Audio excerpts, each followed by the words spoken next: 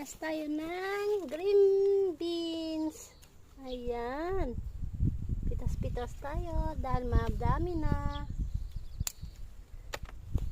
Baka abutin na pagtanda. Hanggang maaga, mas bata pa, kunin na natin para hindi siya tumanda. At lalagyan.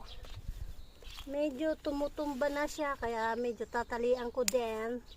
Pero kukunan ko muna siya ng Baguio beans. Ayan. Good morning, good morning. Ayan, putas-putas tayo ng Baguio beans po. Madami na kasi. Pag hindi mo agad kinuha, tatanda po ba? Ayan. Ang dami na.